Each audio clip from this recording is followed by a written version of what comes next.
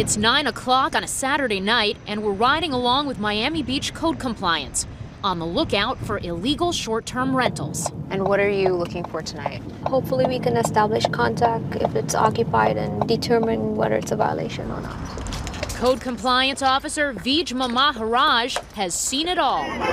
Large, noisy late-night parties in residential neighborhoods.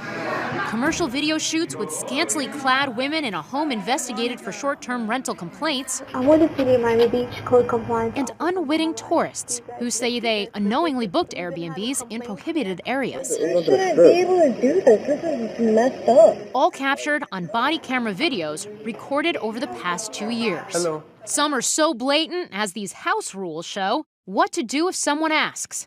They're told to lie by saying they're a friend, and certainly don't mention they rent this place. You're not allowed to rent this house for less than 6 months and 1 day. Everybody has to leave. This party needs to clear up. Miami Beach, one of the country's most popular resort destinations, is also a popular city for short-term rentals. It's also one of the most aggressive in the country for going after illegal rentals, with stiff fines. Only certain sections of the city, like South Beach, permit rentals less than 6 months and 1 day. Large portions of the residential sections of the city are not permitted. And you would say, when you hear that story... To Miami Beach Mayor Dan Gelber, the issue is clear-cut. They may work in some places, but they don't really work here, because at the end of the day, it's not the mom and pops that we're seeing here. We're seeing commercialized, predatory companies that are trying to commercialize our residential communities. Predatory seems like a really strong word. What do you mean by that? It is predatory because it's not about a mom and pop or a grandmother wanting to bring in a college kid to make them chicken soup at night. It's people taking very nice properties, buying them, and turning them into essentially a flop house. Gelber, a former prosecutor and Florida state lawmaker, says Airbnb and other home-sharing platforms must abide by the law. Have you spoken to Airbnb or any of the other companies that operate here? I've spoken to some of the representatives before I was elected. I'd like to send them a message. I'd like them to be corporately responsible. I'd like them to do the right thing. Why do you think they haven't done that? Look, these are not charities. These home-sharing platforms, they want to make money. From South Florida to Southern California, short-term rentals have turned some neighborhoods into next-door nightmares. Different cities encounter different problems. Across the country, in Los Angeles, we found large homes routinely advertised on Airbnb for mega parties, prompting noise complaints, and a proposed ordinance to restrict short-term rental use. At a loud party in Millbrae, California, in the San Francisco Bay Area, shots rang out. Guests seen on surveillance cameras running down the street. Airbnb says it has zero tolerance for this type of behavior and permanently bans the guest. Airbnb says these incidents don't represent the overwhelming number of satisfied hosts and guests in 81,000 cities and 191 countries, and it has successfully worked with lawmakers around the world. Back on the streets of Miami Beach, it's not long before we roll up on a group of vacationers. The building has telltale signs of an illegal rental. 2 of the units advertised on Airbnb have lockboxes and keypads. Do you live there? We do. How long have you been living there? We're actually just rented the Airbnb. The guests say they booked the Airbnb for 2 nights through a host named Rachel. It's the same Rachel in this listing we found online. Are you guys surprised to hear that it's not legal here? Actually, yeah, because I mean, it's something that's, it's just out there for people. It gets even more interesting when Officer Maharaj calls Rachel. I was just speaking with occupants here and they told me that they rented your unit. The city has an ordinance which prohibits short-term rental. Are you aware of this? Oh, they're actually my guests or my friends. Oh, so they're just... They told yeah, me they're that... staying in my apartment. So are they staying here for free? Is that what you're telling me? Yes. I can get them on the phone to talk to you right now because they just told me they paid approximately $950 for the weekend and it was rented via Airbnb. Oh, no. That shouldn't... No. Let me check with them again. Hello, sir. I think you guys had a free apartment. Rachel told me you guys are friends and you didn't have to pay to stay there. Is that true? That is not true. Okay, well, she's on the phone. Maybe she wants to give you a refund? Rachel says she's associated with a company called Vakeo, which is well known to city officials. Vakeo is a New York-based management company that rents properties and then leases them via Airbnb and other rental platforms to short-term tenants. Both Vakeo and the property owner, who was staying in a downstairs unit, were each issued a violation notice which carries a $20,000 fine. The owner didn't want to talk to us. The city's fines range from $20,000 to $100,000 for the fifth offense. The total fines for Vakeo and its co-founders amount to $700,000 at 4 properties in Miami Beach. The city is on track to conduct more than 1,000 investigations into short-term rentals this year, up from more than 800 in 2017. Total fines so far this year, $2.4 million. But only about $183,000 has been collected. Right around here. At another illegal Airbnb advertised by the same host, identified by the city as Rachel Perea, Officer Maharaj walks in to find out what's going on. This building is located in a zone where it's prohibited to rent out an apartment for less than 6 months and 1 day. Oh, wow. The college students tell us their group of 6 rented the apartment for $1,279 for 5 days. The apartment is clearly set up for short-term guests. So this is the other bedroom. This is a 2-bedroom apartment. It supposedly sleeps 8. This unit and a second one in the building now have together racked up 4 violations. Both were leased by Vakeo. The unit's owner says he didn't know anything about them being used for this purpose. After he contacted Airbnb, the company said it's given the students a full refund. These properties on Airbnb, We wanted to get some answers from the Airbnb host, Rachel Perea. I'm sorry about that. I'm really sorry. I can't take this call right now.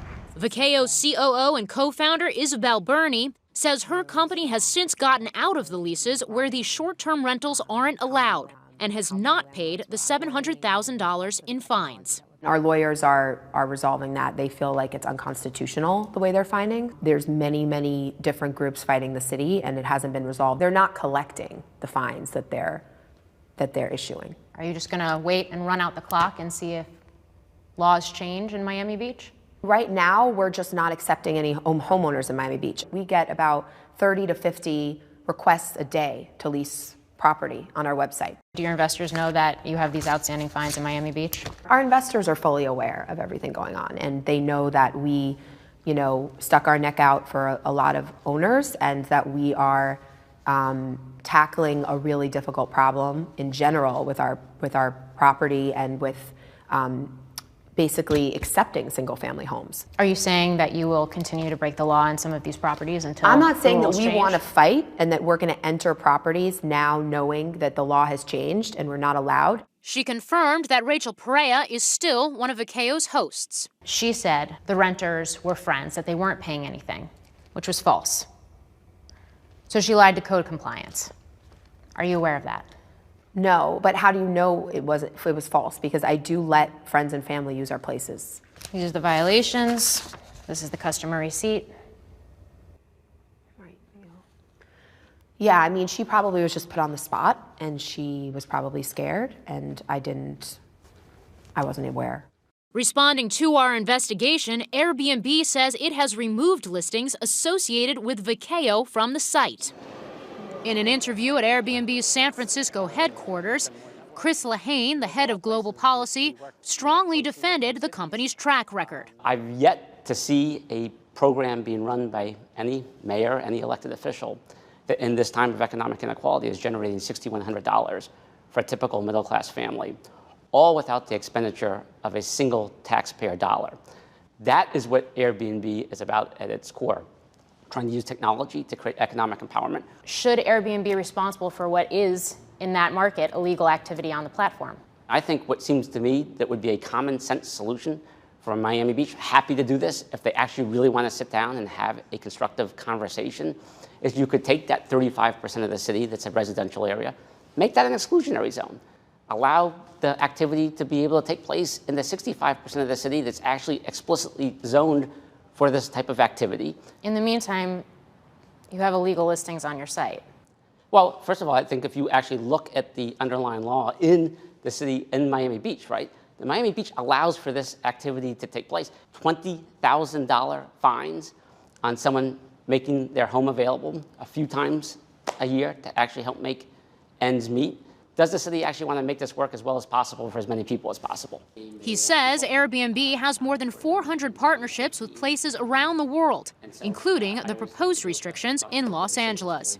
If you had to grade Airbnb, what grade would you give the company in terms of complying with regulations, broadly? I appreciate the professor asking the question.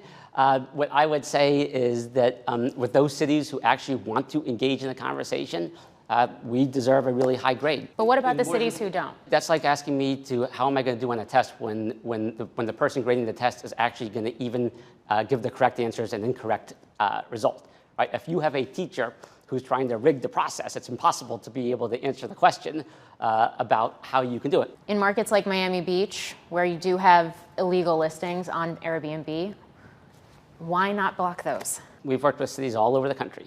We put in something called a pass-through registration system.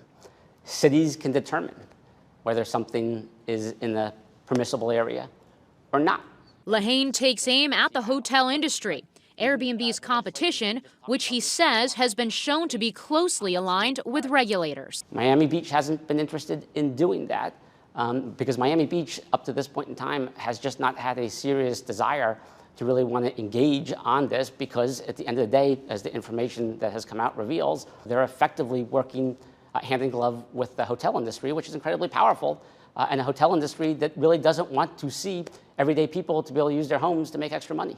The American Hotel and Lodging Association tells us that instead of supporting common sense regulations, Airbnb has opted to deploy a massive obstruction campaign of dirty tactics, deceptive messaging, and personal attacks against anyone who raises a concern. Kind of rebuilding effort here. McGill University assistant professor David Walksmith, who has researched Airbnb regulations around the world, says Miami Beach is not atypical. Miami Beach has been a little more aggressive than some other cities, but I would think of it really that it's the kind of the front of a big wave. You know, you can't throw a rock in this country right now without hitting a city that's moving to regulate short-term rentals more aggressively.